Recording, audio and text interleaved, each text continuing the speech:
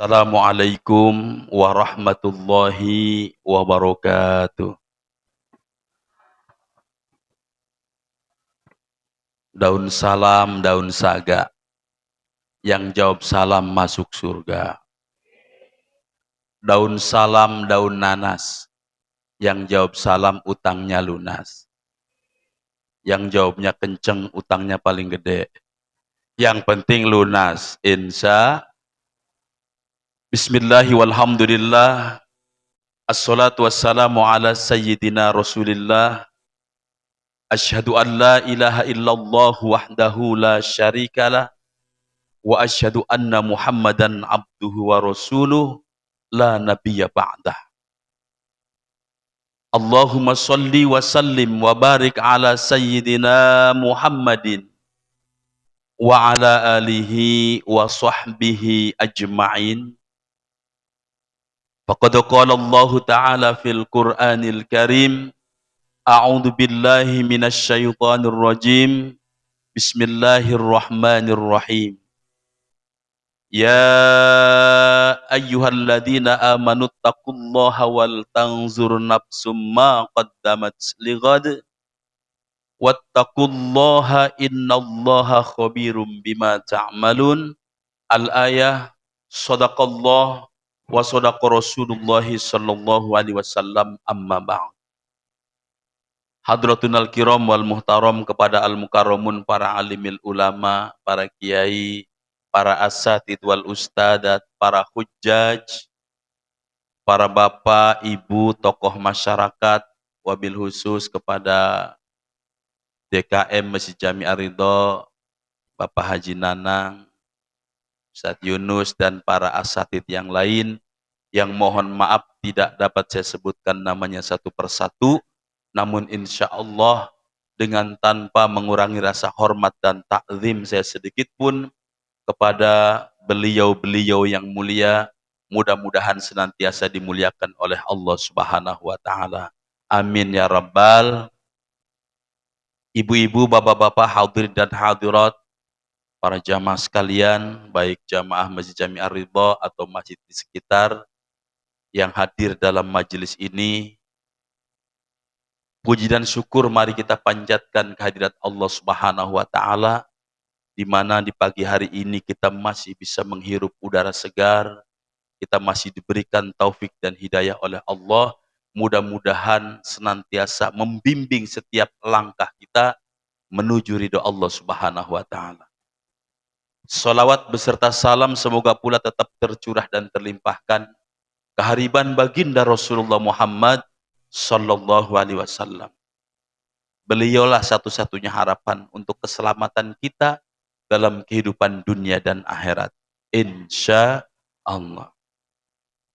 Mari sejenak kita bersolawat untuk beliau agar menjadi salah satu asbab bagi kita untuk berhak mendapatkan syafaatnya di yaumil qiyamah nanti. Salatullah salamullah ala taha rasulillah. Salatullah salamullah ala yasin habibillah. Mari salatullah salamullah ala taha rasulillah. Salatullah salamullah ala yasin. Tawassalna bi bismillah wa bil hadi rasulillah wa kulli mujahidin lillah bi ahlil badri ya Allah. Salamullah ala taha rasulillah. Salatullah salamullah ala yasin. Ayo kawan kita salat 5 waktu, jangan telat. Hidup di dunia sesaat, di akhirat sepanjang hayat. Salamullah ala taha rasulillah. Salatullah salamullah ala yasin. Ayo kawan kita bersolawat agar mendapat syafaat dari pemimpin umat sejagat, baginda alam Nabi Muhammad. Salatullah salamullah ala taha rasulillah. Salatullah salamullah ala yasin. Ayo kawan kita mengaji pada guru ustadz kiai, teladani akhlak Nabi untuk bekal di hari nanti. Salatullah salamullah ala taha rasulillah. Salatullah salamullah ala yasin habib. Ayo kawan kita bertaubat sebelum waktu terlambat. Jauhi dosa maksiat agar selamat dunia akhirat.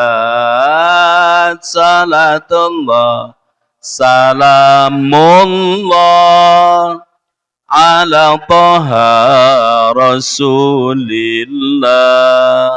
Salatullah salamullah ala yasin habibillah. Allahumma salli wa sallim wa barik alaihi wa ala alihi. Ma'asyiral muslimin, kaum muslimin dan muslimat yang dirahmati oleh Allah Subhanahu wa taala. Insyaallah dengan kita memperbanyak sholawat kepada baginda Rasul, ini menjadi salah satu tanda bahwa kita diakui mencintai baginda Rasulullah sallallahu alaihi wasallam. Sebab begitu luar biasanya baginda Rasulullah sallallahu alaihi wasallam, beliau menjelang wafatnya senantiasa memikirkan umatnya. Sehingga andaikan ada satu saja dari umatnya yang nyangkut di neraka, betapa sedihnya baginda Rasulullah sallallahu alaihi wasallam. Biarin Pak, emang kodratnya begitu. Kan Rasul seneng sama kucing, karena kucing ngeselin. Kalau kita nggak sayang, siapa lagi gitu ya. Begitu, jadi apa yang menjadi kecintaan baginda Rasul luar biasa terhadap umatnya ini. Bahkan separuh dari rasa sakitnya mati, itu baginda Rasul sudah menanggung rasa sakitnya kematian kita semua. Subhanallah. Ya, maka dari itu wajib bagi kita mencintai baginda Rasul. Bahkan Rasulullah punya garansi untuk kita. Beliau mengatakan, kullu ummati yadkhulunal jannah seluruh umatku kata Nabi pasti akan masuk surga. Amin. Illa man aba, kecuali mereka yang tidak mau diajak masuk ke dalam surga. Tuh. Jadi bagi kita umat akhir zaman ini, yang namanya surga itu pilihan. Mau atau tidak. Karena baginda Rasul sudah menyerahkan jiwa dan raganya untuk menjamin syafaat bagi umatnya. Masalahnya kita mau atau tidak masuk ke dalam surga. Ketika sahabat bertanya, "Man ya'ba ya Rasul?" Beliau mengatakan, "Kullu ummati yadkhulunal jannah illa man aba." Kecuali mereka yang tidak mau diajak ke surga. Sahabat bertanya, "Man ya'ba ya Rasulullah?" Siapakah orang yang enggan untuk diajak masuk ke surga wahai Rasulullah? Beliau mengatakan, "Man ata'ani dakhalal jannah wa man asani faqad aba." Barang siapa yang taat kepadaku, itulah yang pasti masuk ke dalam surga. Barang siapa yang tidak taat kepadaku, bahkan mendurhakaiku, itulah orang yang tidak mau diajak masuk ke dalam surga. Sebab begitu mahalnya surga. Andaikan kita manusia mengandalkan kualitas amal ibadah kita untuk menebus tiket surga, hampir-hampir tidak ada seorang pun manusia yang pantas untuk layak menjadi penghuni surga. Luar biasa kenikmatan surga itu tidak dapat dibandingkan dengan kenikmatan apapun. Dan di situ kita kekal selama-lamanya. Apa iya dengan ibadah kita yang seperti ini, kita sanggup menjadi penghuni surga? Sebenarnya umat akhir zaman ini banyak yang masuk surga bukan karena kualitas amal ibadahnya, tetapi karena dua hal. Yang pertama karena rahmat Allah, kasih sayang dari Allah. Faktornya faktor kerahiman, faktor belas kasihan Allah. Allah sayang kepada kita karena kita punya amalan yang membuat Allah sayang sama kita.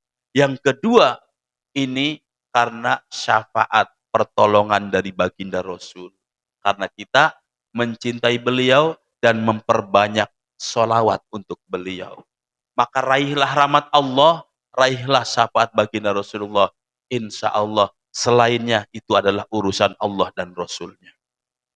Kalau kita berkaca diri dalam cermin kehidupan, seberapa hebat amal ibadah kita, malu kita dibandingkan dengan dosa dan maksiat yang kita lakukan. Maka dari itu, berharaplah terus rahmat dan syafaat. Rahmat dari Allah, syafaat dari baginda Rasulullah Sallallahu Alaihi Wasallam. Nah di subuh hari ini, luar biasa. Amalan-amalan yang tadi disampaikan oleh Pak Haji Nanang bahwa subuh itu memang istimewa. Rok'ataini fil fajri khairum minad dunya wa ma fiha. 2 rakaat sebelum subuh itu lebih baik daripada dunia dengan segala isinya. Kita sudah dijanjikan seperti itu. Hadisnya soheh, tapi pada saat pengamalannya banyak juga yang mengabaikan semua ini. Mau sampai kapan kita akan menyadari betapa kesempatan yang masih Allah berikan kepada kita hidup di dunia ini adalah kesempatan yang sangat berharga. Gitu ya. Jadi mari kita perbaiki sholat kita. Niscaya Allah perbaiki seluruh aspek kehidupan kita. Ma'asyiral muslimin, para jamaah sekalian, kaum muslimin dan muslimat rahimakumullah. Pada kesempatan pagi hari ini, saya ingin menyampaikan sebuah pesan yang tersirat di dalam surah Al-Humazah. Ada karakter atau sifat yang sangat dimurkai oleh Allah yang harus kita jauhkan dalam kehidupan kita. Sebelumnya mari kita sama-sama baca suratnya. Saya baca duluan, nanti Bapak Ibu mengikuti. A'udzu billahi minasy syaithanir rajim. Mari.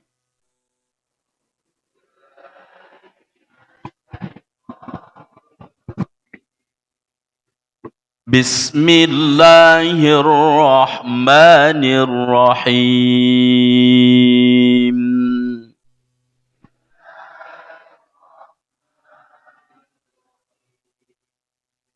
Wailul likulli humazatil lumazah.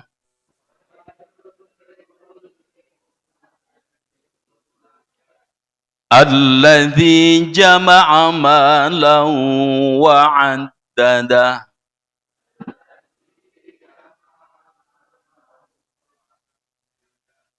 Yahsabu anna malahu akhlada.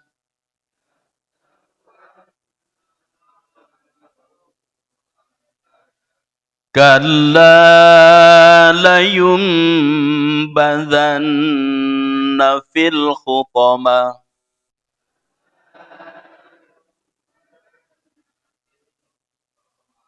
Wa ma adraka mal khutama.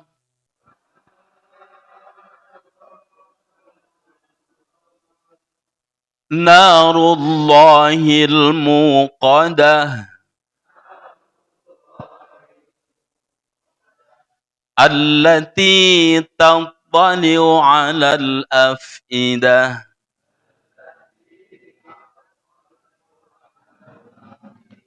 Innaha 'alaihim mu'sadah.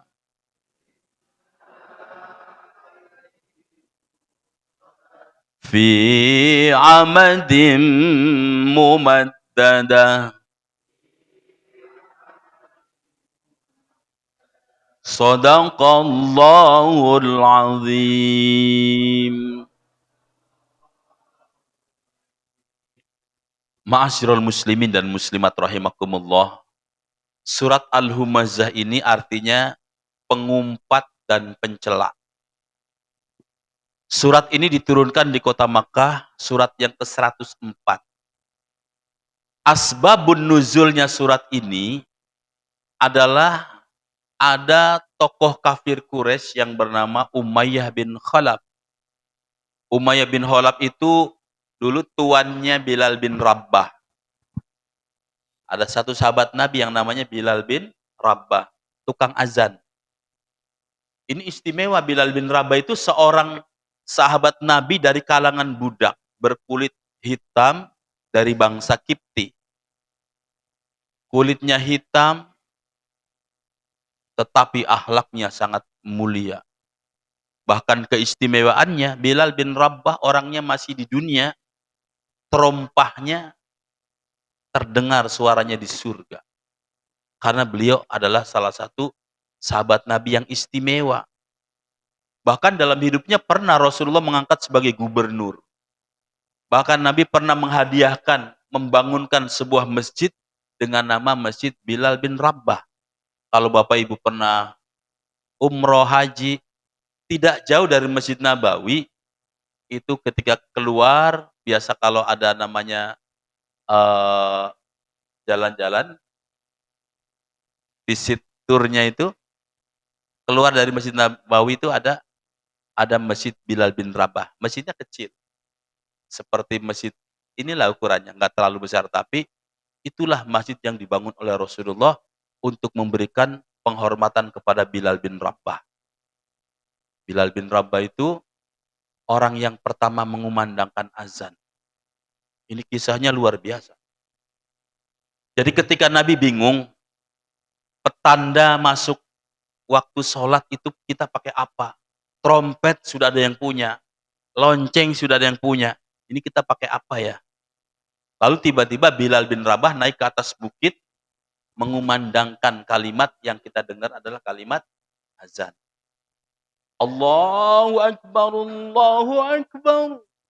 Dan seterusnya. Ketika Bilal bin Rabah azan, banyak juga yang nyinyir, banyak juga yang tidak suka, dari kalangan sahabat bahkan. Dengan bahasa seperti ini. Itu gagak hitam lagi ngapain? Cari muka gitu kan. Lalu turunlah ayat yang kemudian bahkan Nabi takjub. Rupanya kalimat ini yang diajarkan oleh malaikat Jibril kepada dia. Tapi beliau lupa. Kenapa ada seorang manusia yang bisa mendapatkan informasi tentang kalimat panggilan sholat itu. Disitulah Nabi melihat bahwa Bilal bin Rabah adalah sahabat yang istimewa. Nah, bahkan satu ketika, karena Nabi cocok dengan Bilal bin Rabah, di masa itu tidak ada orang yang bisa menggantikan Bilal bin Rabah untuk azan. Sampai datang seorang laki-laki dengan suara yang lebih indah, lebih merdu, lebih lantang dari Bilal bin Rabah menghadap Rasul. Ya Rasul, bolehkah aku menggantikan Bilal bin Rabah untuk azan? Sehari sekali deh. Gak boleh. Seminggu sekali? Gak boleh. Setahun sekali?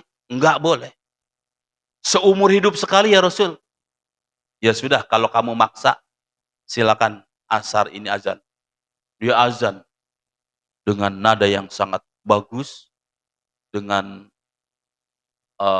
performa yang jauh lebih bagus daripada Bilal bin Rabah. Maka orang heran, ini siapa nih yang azan? Bagus banget suaranya. Datang jamaah justru membludak. Tidak seperti biasanya. Lalu setelah sholat asar, dalam keadaan santai, malaikat Jibril turun kepada Nabi. Ya Nabi, sudah melaksanakan sholat asar? Udah. Loh, kok azannya nggak terdengar? Biasanya kalau Bilal bin Rabah yang azan, suaranya mampu menembus aras. Karena beliau azan dengan ruh keikhlasan yang luar biasa. Nah, ini salah satu keistimewaan Bilal bin Rabah. Nah, di situ kemudian para sahabat meminta maaf kepada Bilal bin Rabah atas nyinyirannya, atas ejekan melalui lisannya. Tetapi dalam ayat ini, asbabun nuzulnya ketika Nabi lewat, itu Umayyah bin Khalaf, tuannya Bilal bin Rabah sebelumnya. Kan Bilal bin Rabah disiksa. Ditimpa batu perutnya. Di zaman dulu ada namanya perbudakan. Yang namanya budak dengan orang merdeka, derajatnya beda. Kalau ada orang beli budak di pasar, dulu dijual belikan di pasar, kayak kita beli kambing, beli sapi, beli ayam. Setelah dibeli, sudah milik tuannya. Mau dibunuh juga nggak kena hukum. Karena memang sudah menjadi miliknya. Maka kalau ada budak yang disiksa, orang lain nggak ikut campur. Sehingga datanglah Abu Bakar ketika Bilal bin Rabah dalam keadaan terluka parah, ditimpa batu perutnya dengan batu besar. Abu Bakar bertanya, wahai Umayyah, kenapa tidak kau jual saja budak ini? Siapa yang mau beli? Ini budak pengkhianat. Kenapa dia mengikuti ajaran Muhammad? Akhirnya, udah saya beli aja. Dibeli dengan harga kesepakatan yang tinggi. Setelah dimerdekakan, langsung bersama-sama dengan Rasulullah. Itu sejarahnya Bilal lepas dari Umayyah bin Khalaf. Umayyah bin Khalaf itu ketika Nabi datang, diejek, dihina, dicaci maki, bahkan diumpat. Diumpat itu artinya apa? Dimaki-maki. Dihina, penipu, pendusta, pembawa kebohongan, segala macam. Berkali-kali. Bahkan Nabi di luar pun diomongin di belakang. Makanya, wailul likulli humazatil lumazah. Celakalah bagi orang yang suka pengumpat dan pencela. Ada kata humazah, ada lumazah. Ada hamaz, ada lamaz. Kalau hamaz itu mengucapkan di depan orangnya. Memaki-maki, membentak-bentak, merendahkan orang lain di depan orangnya, itu namanya hamaz. Tapi kalau lumazah dengan cara lain. Memfitnahnya, kemudian dengan komen kalau zaman sekarang, dengan provokasi, pokoknya nggak di depan mata, tetapi menunjukkan bahwa kebenciannya nyata terhadap orang yang dibenci. Maka celakalah, kata Allah, orang yang suka mengumpat dan mencela. Ini tidak hanya berlaku untuk Umayyah bin Khalaf, tapi untuk semua umat manusia yang suka mengumpat, memaki-maki, mencela orang lain. Itu wail, akan dimasukkan ke dalam neraka wail. Tempatnya orang yang suka mengumpat, mencela, dan alladzi jama'a malan wa addadah. Orang-orang yang suka mengumpulkan harta dan menghitung-hitungnya. Orang yang hedonis, orang yang terlalu cinta terhadap dunia sehingga melupakan urusan akhiratnya. Tempatnya wail. Ya, wail itu salah satu nama neraka. Ada neraka yang namanya wail, ada yang namanya hutomah, ada namanya sakor, jahannam, dan lain sebagainya. Ya, jadi jangan mentang-mentang dari Al-Quran ngasih nama anak pakai nama yang nggak benar. Namanya Ahmad Jahannam. Hancur. Ada saya anak dari Al-Quran, Pak Ustadz. Siapa namanya? Tony. Loh, kok Tony ada dalam Al-Quran? Itu nama pendek. Nama panjangnya Syaitonir Rojim. Lebih parah lagi. Jadi pilih-pilih juga. Tidak meski yang namanya bahasa Arab itu bagus. Karena dalam Al-Quran menceritakan kebaikan juga keburukan. Alladzi jama'a malan wa addadah.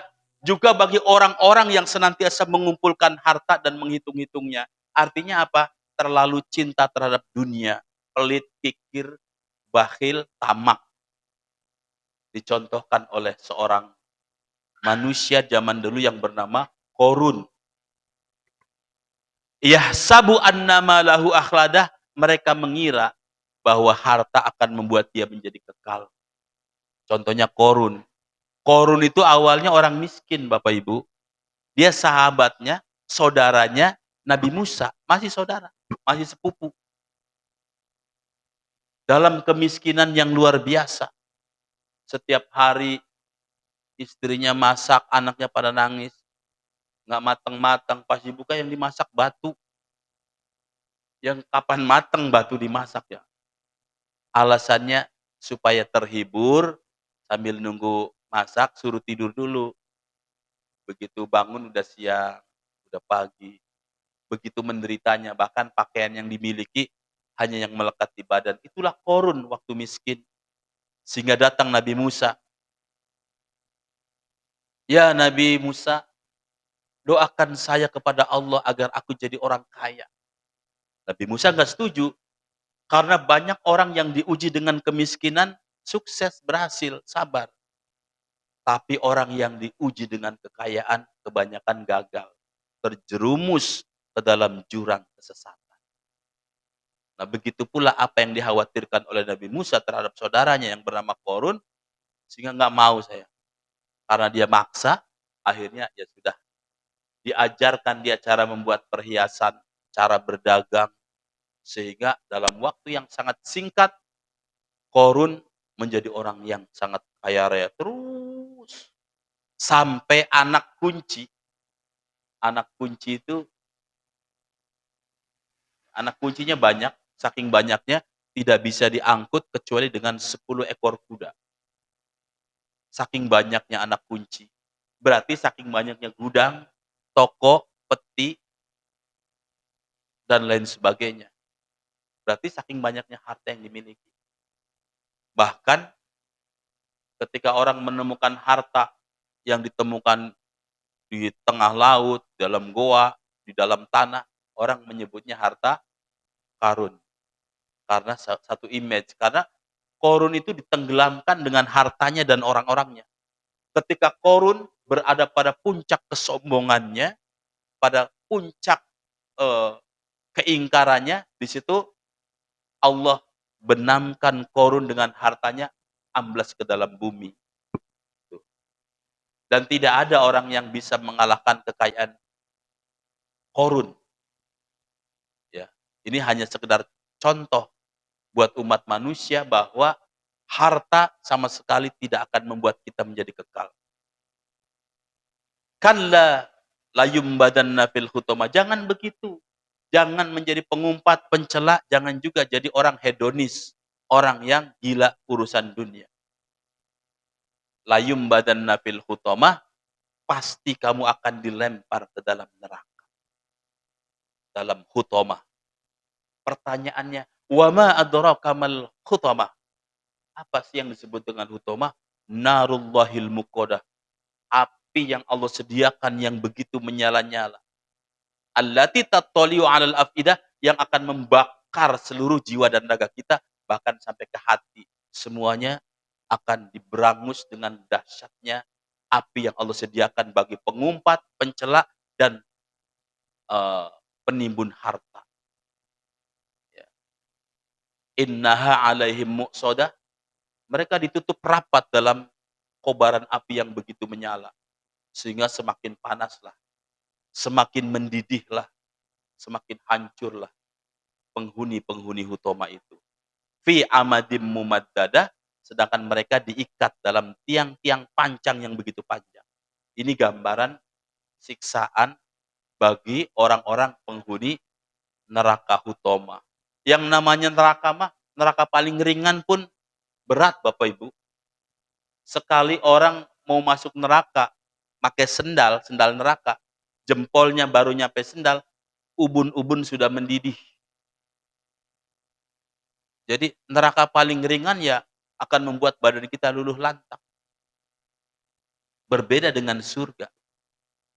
Bapak Ibu, kalau seandainya Bapak Ibu masuk surga, tapi jadi orang paling miskin di surga, kira-kira mau nggak? Mau ya? Karena semiskin-miskinnya penduduk surga, itu punya kapling luasnya 7 kali luasnya langit dan bumi. Subhanallah. Ya. Surga paling tinggi itu Firdaus namanya. Surganya para rasul, para nabi, para suhada. Di bawahnya ada Aden, ada Darussalam, terus ke bawah. Kalau seandainya kita berada di surga Darussalam, apakah kita bisa bertemu dengan Rasul? Bisa. Cuma kita nggak bisa berkunjung ke surganya Rasul. Rasul yang berkunjung ke kampung kita di Darussalam. Apa bedanya? Yang penting ketemu. Dan di surga tidak ada penyesalan. Tidak ada orang kecewa di surga itu. Karena setiap hari hanya diliputi dengan kenikmatan, kebahagiaan, dan kepuasan. Namanya akhirat itu darul jaza, kampungnya balasan. Ad-dunya darul amal, laisa jaza fiha. Dunia adalah tempatnya beramal, tidak ada balasan yang signifikan di dunia. Kalau ada orang baik, kemudian nasibnya baik, hidupnya senang, itu hanya persekot kecil yang Allah berikan. Tapi kenikmatan yang hakiki Allah sempurnakan di surga, di akhirat. Jadi di dunia mencari kepuasan yang abadi nggak ada. Cuma kesenangan-kesenangan yang bersifat memberikan semangat. Makanya ad-dunya darul amal laisa jaza fiha. Dunia adalah tempatnya beramal, tidak ada balasan yang setimpal. Wal akhiratu darul jaza laisa amala fiha. Dan akhirat itu adalah kampungnya balasan, tidak ada amalan di sana. Ustaz Yunus, nanti kalau di surga saya mau rajin duha, ngapain? Di sana udah tidak lagi ada amalan-amalan, tinggal menikmati kenikmatan-kenikmatan surga. Nah, maka mudah-mudahan kita termasuk orang yang diselamatkan oleh Allah dalam kehidupan dunia dan akhirat. Insya, makanya kita sadari, kalau selama ini kita masih diberikan umur, kehidupan, itu karena Allah masih memberikan kesempatan kepada kita untuk beramal, bertobat, dan beristighfar kepada Allah. Ini ada pantun panjang nih. Apabila uban sudah mulai bertabur, pandangan mata sudah semakin kabur, pipi sudah pada gembur, kulit kendur, gigi atuk-atuk mundur teratur. Jalan kayak ubur-ubur, makannya pun harus bubur, nggak kuat ngunyah kue cucur, apalagi kulit badak dibikin semur. Yang ada gigi ancur, bibir lebur, lidah menjulur, persis kayak orang habis dipukul, babak belur ancur. Maka jangan sombong, jangan takabur, jangan merasa sok paling subur, sok paling makmur. Walau hartamu segunung sindur, pangkat jabatanmu luhur, popularitas namamu begitu masyhur, jikalau tidak bersyukur, hidup Anda akan ngawur. Betul? Nggak akur sama sedulur, punya batur suka ngelantur, pengennya cari penghibur, duit diambur-ambur, sedekah zakat diukur-ukur, sholat diundur-undur, suruh tobat nunggu usia uzur. Itu namanya semprul. Maka mari kita bertafakur sambil kita bertadabur agar di dunia jaya dan makmur, di akhirat terbebas dari neraka dan azab kubur. Jadi haji yang mabrur. Jadi suami yang jujur. Jadi istri jangan suka ngelantur. Bertetangga kudu akur. Walaupun tetangganya tukang sayur, tukang cukur, tukang bubur, tukang bajigur, direktur ataupun nganggur, ngajinya jangan pernah kendur. Maju terus pantang mundur. Bila perlu sampai badan terbujur, dikubur di tanah yang gembur. Walau tak beralaskan kasur, hanya beralaskan lumpur, itu pun di Tegal Alur. Ketika Al-Quran menjadi pelipur, di surga kita akan berkumpul. Qabul, qabul. Diulang lagi lupa. Mengingatkan kepada kita, ayo, dunia ini adalah kesempatan bagi kita untuk meraih pahala amal sebanyak-banyaknya untuk mempertanggungjawabkan kehidupan di akhirat nanti. Tentu kita berharap surga bukan hanya di akhirat, tapi juga di dunia. Makanya ayo, lakukan kebaikan-kebaikan, ibadah semaksimal mungkin. Jangan sampai karena hanya dengan kemalasan-kemalasan, akhirnya kita mengabaikan kesempatan-kesempatan yang berharga. Begitu ya Bapak Ibu ya. Ini mohon maaf hari ini saya ceramah pakai dasi. Mendinglah asal jangan pakai helm ya. Karena jam 8 saya akan mengikuti wisuda standarisasi DAI MUI Pusat. 200 DAI se-Indonesia kumpul di Hotel Bidakara. Insya Allah yang melantik itu Menteri Agama Republik Indonesia. Jadi ada standarnya gitu. Ya, minta doanya mudah-mudahan tetap istiqomah dalam berdakwah. Demikian materi kami sampaikan. Jika ada waktu dan kesempatan kita tanya jawab, kami persilakan. Tapi bila cukup ya, kita cukupkan. Untuk materi kami cukupkan. Assalamualaikum warahmatullahi wabarakatuh.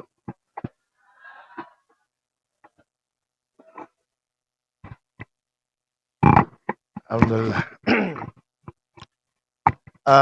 Ada pertanyaan? Ini pertanyaan yang cakep sekali ya. Karena memang fitnah akhir zaman itu sangat luar biasa tadi. Yang benar bisa menjadi salah, yang salah bisa dijungkir balikan menjadi benar. Sebenarnya hakikat benar dan salah hanya Allah yang bisa menentukan. Nah, ketika terjadi fenomena akhir zaman yang namanya kasus ini itu, kemudian kita sebagai warganet, netizen, sebagai masyarakat, kemudian ikut andil dalam komentar. Itu adalah fitnah akhir zaman, itu adalah perangkap. Semarah-marahnya kita harus bisa mengendalikan bahasa, baik melalui tulisan, melalui ucapan, melalui gestur, bahkan apa tuh emoji ya. Emoji aja mewakili. Emoji yang jempol, jempol kebalik, itu artinya sama, komentar. Itu yang terjadi di akhir zaman, bahkan salah satu tanda-tanda hari kiamat itu adanya benda keras bisa berbicara, ada teknologi yang tak terbayangkan, itu ini. Jadi tetap saja, jadi kita melihat ada koruptor yang kemudian bisa dijatuhi hukuman. Bahasa kitanya mengumpat tuh. Bahasa-bahasa kita pakai tulisan. Syukurin lah, mending syukurin masih halus. Kadang-kadang kalimat itu kita mengumpat. Itu berarti kita terjebak. Kita terjebak dalam fitnah akhir zaman. Namanya orang terjebak, tetap saja korban. Tetap saja kita berdosa. Jadi, bijaklah dalam bersosmed. Semarah apapun kita, kalimatnya yang baik. Tapi kalau kalimat yang baik nggak ngaruh katanya. Ya setidaknya kita tidak terpengaruh. Kalau kalimat kita kasar, justru kita adalah korban-korban fitnah akhir zaman. Jadi tetap komentar tetap yang santun. Kan ada bahasa begitu. Berkomentarlah yang santun. Padahal kontennya provokatif. Saya pernah ikut berdebat di lintas agama. Di sananya memprovokasi, tapi saya tidak terpancing. Dia menghina Islam, Nabi Muhammad. Bahkan Allah aja dimaki-maki. Begitu saya meluruskan, nah mereka memancing supaya kita marah, saya nggak marah. Akhirnya apa? Dalam pikiran saya, konten semacam itu buang-buang energi kalau saya ikut ke dalamnya. Mendingan kita tarik diri lah. Toh yang ikut andil, ikut bagian dalam lingkaran channel-channel seperti itu juga biasanya orang-orang iseng. Maka jawaban kita untuk pertanyaan seperti ini, misalkan di akhir zaman itu kan kita terpancing dengan komen-komen. Berkomentarlah yang baik. Jadi hamas dan lamas. Termasuknya itu lamas. Lamas itu mengungkapkan kebencian, kemarahan, merendahkan orang melalui selain ucapan. Berarti melalui tulisan, melalui emoticon, melalui gestur, melalui apapun termasuk dalam pengumpat dan pencela. Jadi tetap berbijaklah dalam bersosial media. Karena dengan sosial media justru sekarang peperangan banyak terjadi. Ditemukan sekarang teknologi kecerdasan buatan namanya artificial intelligence, AI. Itu siapa bisa jadi siapa terserah yang bikin. Kita udah tahu semua kan betapa dahsyatnya artificial intelligence kalau disalahgunakan bisa negara perang. Salah satu korbannya kemarin itu Ibu Sri Mulyani. Guru adalah beban negara. Dia nggak pernah ngomong sebenarnya. Cuman karena sudah dihakimi oleh netizen, akhirnya dia dipecat dari Menteri Keuangan. Banyak korban-korban AI. Jadi masyarakat keburu menghakimi. Jadi kita bisa dibikin kalimat apa bisa. Memang sedikit agak kaku gitu ya. Bukan cuma gambar. Zaman sekarang, akhir zaman ini, gambar duit aja bisa ngomong. Bisa hidup seperti asli. Pahlawan-pahlawan dari foto turun, ngomong ini pidato. Bisa karena adalah kecerdasan yang dibuat oleh manusia. Ini manusia dengan teknologi secanggih ini, itu baru mengoptimalkan otaknya 5%. Betapa kita bayangkan kalau otak manusia sudah berfungsi sampai 20%, seperti apa kecanggihan dunia ini. Baru 5% aja udah kayak gini gitu kan. Artinya Allah Maha Dahsyat, sementara kita manusia masih lemah. Ya, jadi itu Kang ya. Jadi tetap kita tidak boleh berkomentar yang buruk, walaupun eee, konten yang disajikan adalah mengundang kita untuk ikut marah. Tapi kita memang dilarang kita untuk marah. Ketika agama kita dihina, kita boleh marah, itu pun harus marah yang terarah. Seperti Nabi mengajarkan kepada umatnya itu, dalam kemarahan tidak boleh kita terbawa oleh hawa nafsu. Dalam perang pun harus menahan emosi. Sayyidina Ali ketika berperang melawan musuh, musuhnya dalam keadaan terdesak. Pedang hendak diunuskan. Begitu mau ditebas, itu yang jatuh tuh ngeludahin Sayyidina Ali. Cuy, nggak jadi tuh, nggak jadi ditebas. Karena apa? Kalau saya tebas berarti saya karena marah diludahin. Saya perang karena Allah. Akhirnya apa? Kok nggak jadi? Kalau kita, dia udah terdesak, mau ditebas, kita ludahin, oh sekalian.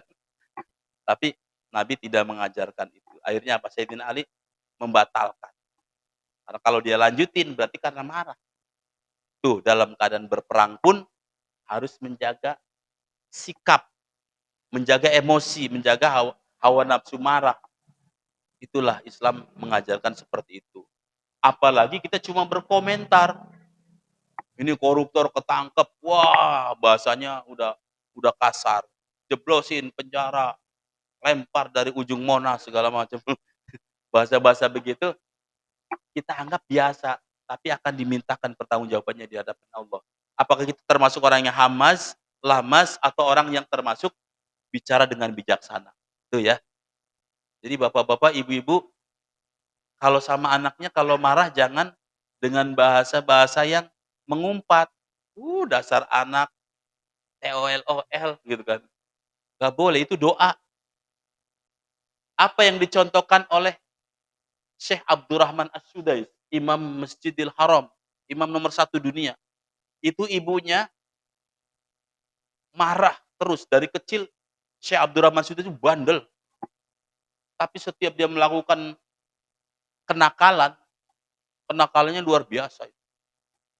Itu marahnya gini, "Ya Allah, Nak, kamu seperti ini. Mudah-mudahan kamu jadi imam di Masjidil Haram." Gitu. Doanya kayak gitu, akhirnya beneran jadi imam di Masjidil Haram. Itu cerita yang disampaikan oleh Syekh Abdurrahman Sudais sendiri. Bu, kalau marah sama anaknya, kasih doa yang bagus. Dasar pinter, mudah-mudahan kamu jadi orang sukses gitu kan. Doa semua bagus. Namanya doa, namanya orang tua, Bu, rahmat. Ucapannya, kutukannya nyata. Jangan sampai pas kutukan ampuh. Waduh, jangan. Maka introspeksi diri. Kadang-kadang kita lupa sehingga bahasa-bahasa yang kita lontarkan untuk anak-anak kita kebablasan. Itu menjadi doa dan menjadi kutukan kalau memang bahasanya itu tidak baik. Satu lagi dari kaum ibu belum nanya nih.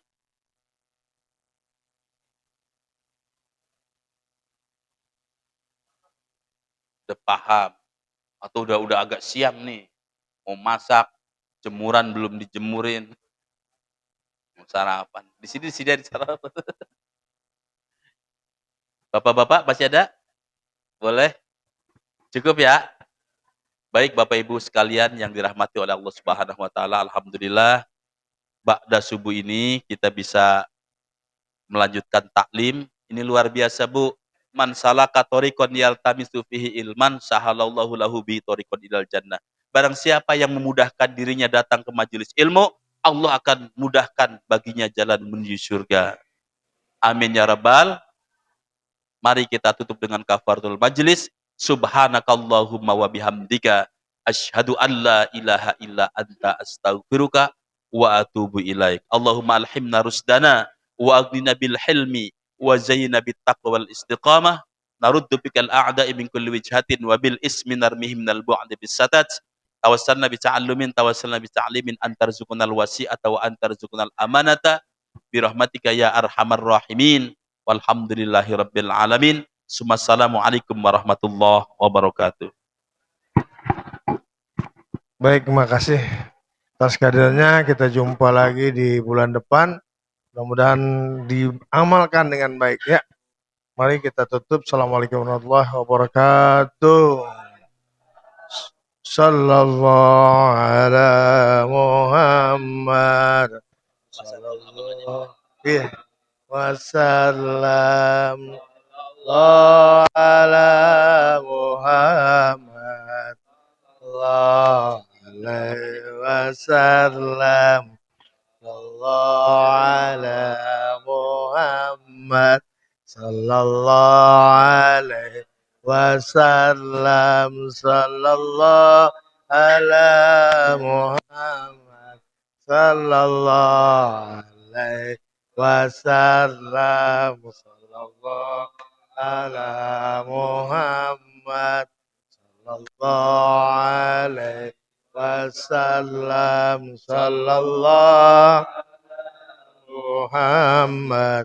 Sallallahu alaihi wasallam. Sallallahu ala Muhammad. Sallallahu alaihi wasallam.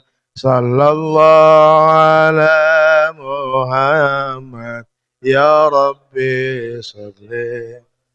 Allahumma salli wa sallim wa barik alaihi wa ala alihi.